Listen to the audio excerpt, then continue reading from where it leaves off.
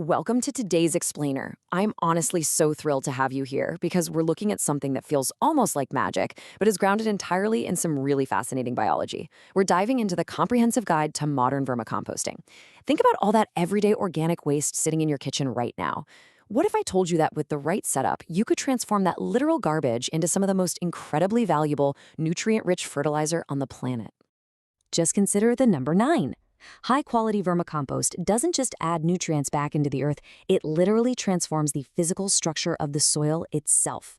When you apply this stuff to your household plants or your garden, the compost can improve the soil's water retention by up to 9 times its weight. I mean, that is an absolute game changer for plant health, and it's all thanks to the natural processes we're about to uncover. So here's our roadmap for today's explainer. First, we'll meet your new workforce. Second, household vermicomposting setups. Third, the red wiggler diet. Fourth, scaling up to commercial operations. And finally, harvesting the black gold. Let's get right into it. Starting with Section 1, meet your new workforce. Meet the earthworms. Okay, let's dive into this and establish the foundational science behind how all of this works. You know, a lot of people think composting is basically just throwing banana peels in a bucket and letting them rot. But vermicomposting is actually the scientific method of using earthworms to convert organic waste into nutrient-rich manure. The absolute key word here is scientific. Whether you're doing this on a tiny or a massive scale, it's a highly controlled methodology. It involves precise layering, preconditioning the waste, and really strict moisture control, usually keeping things dialed in between 60 and 70% moisture. And that brings us to the hero of our story, the red wiggler, or as scientists call it, Eisenia fetida. Now, you can't just dig up some random worm from your backyard garden. Red wigglers are chosen specifically for this job because they have an incredibly high breeding rate, and, biologically, they actually prefer living in organic waste rather than normal dirt. This unique preference is exactly what makes them the ultimate workforce for rapid composting. Moving on to Section 2, household vermicomposting setups. Small-scale composting. Let's look at how you can actually apply this on a micro level right in your own home. If you're producing, say, about 1 to 2 pounds of household food waste every week, small-scale vermicomposting is totally perfect for you. And honestly, the best part? It's incredibly versatile and naturally low odor. Because it's a contained system, you can set this up in surprisingly compact residential spaces. We're talking right under your kitchen sink, out in the garage, or even tucked away on a small apartment balcony. It's really that easy to fit into your life.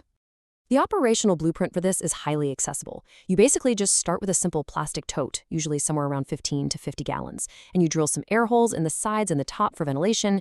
You might want some optional drainage holes too. From there, the steps are super clear. First, prepare a moist bedding using shredded newspaper, coconut coir, or cardboard to create a nice habitat. Second, add your worms. Third, begin layering your food scraps for feeding. Fourth, maintain that environment in a cool, shady spot. And fifth, harvest. While that plastic tote, often called the bin method, is definitely the most common indoor setup, you have outdoor options too. For instance, the pit method is fantastic for small farms or gardens. You literally just dig a shallow pit and prepare a vermibed before introducing the worms. Or there's the heap method, where the waste and the worms are placed directly on the open ground in a pile. You just cover it all with organic materials like grass, straw, or leaves to manage the temperature and moisture. Super straightforward. And this brilliantly illustrates what we're covering in Section 3, the red wiggler diet, feeding your worms. Because setting up the bin is one thing, but knowing exactly what to feed them while keeping their environment at an ideal 15 to 25 degrees Celsius is what guarantees your success. So here's a highly practical guide you can use in your kitchen starting today. Red wigglers absolutely love vegetable scraps, fruit waste, coffee grounds, and crushed eggshells. Those materials just break down beautifully for them. But you must absolutely avoid feeding them meat, dairy, oily foods, and pet waste. No exceptions. You also want to hold off on large amounts of citrus. Keeping these harmful elements out of your bin is the real secret to maintaining a healthy, odorless environment. But you know, it's not just about what you feed them, it's about the balance of those materials. The ultimate feedstock mix requires a really critical 2-to-1 ratio. You're aiming for roughly 2 parts carbon, which you get from dry leaves, cardboard, or shredded paper, to 1 part nitrogen, which is your fresh kitchen waste or manure. Hitting that 67% to 33% balance provides the absolute perfect structural habitat and nutritional profile for rapid composting. All right, we are going to shift gears completely for Section 4, scaling up to commercial, large-scale operations. We're talking about leaping from managing just a couple pounds of weekly household scraps to massive facilities producing 50 to 100 plus tons of fertilizer every single year. Now, at this kind of scale, it becomes a heavily capital-intensive operation. You definitely can't just use plastic totes anymore. Commercial infrastructure demands covered sheds to protect these sensitive worms from direct sunlight and heavy rainfall. You're going to need large concrete or brick-lined beds that are elevated for drainage. That manages the liquid runoff, or leachate, and stops the worms from just burrowing away into the earth. It also requires heavy machinery, like industrial shredders and sifters, with capital investments ranging anywhere from 1,500 to 2,500 rupees per ton of annual production. Naturally, the workflow changes significantly too, starting with a totally crucial initial stage, pre-composting. For massive operations using cattle dung, agricultural waste, or just huge loads of food residuals, the waste has to go through a thermophilic composting process for about 20 days, and sometimes up to 3 to 6 weeks. This partially digests the waste, dramatically reduces the overall volume, prevents the beds from overheating later on, and entirely eliminates pathogen risks before the worms ever even touch the food source. So check out this number, 2,500. A crucial point here is understanding the sheer density required once that waste is pre-composted and ready to go. In a commercial setup, to process these massive volumes efficiently within a tight 45 to 60-day window, operators maintain a staggering density of 2,000 to 2,500 worms per square meter. I mean, managing a population that insanely dense requires very strict environmental controls. We're talking covering piles with gunny bags and maintaining precise 40 to 50% moisture levels at all times. So how do they physically arrange all of this? Well, there are a few large-scale methodologies.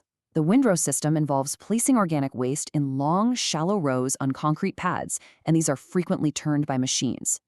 Then there are raised bed systems, which use the concrete or wooden beds we discussed earlier, much easier to manage than ground piles. And then there's the really fascinating flow-through system. This is a specialized, raised, mesh-based setup where waste goes in the top and finished compost is continuously harvested right from the bottom. You might be wondering, why go through all this effort and expense? Well, because when scaled up, this is a highly profitable, sustainable business model. The revenue streams are incredibly diverse here. Operations can sell the nutrient-rich castings, the liquid runoff, which is known as vermity or vermiwash, and even the surplus worms themselves. Plus, because of the undeniable environmental benefits, these operations are very often heavily supported by government subsidies for organic farming. Let's move to and see how this all builds to our final stage, Section 5, harvesting the black gold, collecting fertilizer. Retrieving the finished fertilizer looks completely different depending on your scale. If you're doing this at home, you're most likely using a really brilliant, simple DIY method called the dump and sort. Conversely, if you're running a 100-ton commercial facility, there is absolutely no sorting by hand. Large operations use mechanical screening, specifically massive motorized sieves called trammels. These rapidly separate the fine, finished vermicompost from any unprocessed organic material. But let's look a little closer at that household dump and sort method, because it actually relies on a fascinating behavioral secret. Worms absolutely despise bright light. So when it's time to harvest, you simply dump the contents of your household bin out under a really bright light. The light-sensitive worms will immediately panic and dive straight toward the bottom of the pile to hide. And that allows you to easily and safely scrape the beautiful, finished compost right off the top without harming your workforce. It's ingenious. Interestingly enough, commercial operations use a very similar behavioral trick, but instead of light, they use moisture. 2 days before they plan to harvest from their massive beds, they completely stop all irrigation. As the top layer begins to dry out, the worms naturally migrate down to the lower, moisture levels of the bed. Once the worms have moved out of the way, operators can safely skim and harvest that incredibly valuable top layer of compost. So, we've journeyed from the kitchen sink all the way up to massive commercial facilities. We've seen how specific ratios of carbon and nitrogen, combined with the tireless appetite of the red wiggler, can actually solve one of our biggest waste problems while creating incredible agricultural value. So, I want to leave you with this final thought. The next time you go to throw away an eggshell or a coffee filter, ask yourself, how will you transform your organic waste? Thanks so much for joining me on this explainer, and keep learning. Thanks for watching. Don't forget to like and subscribe.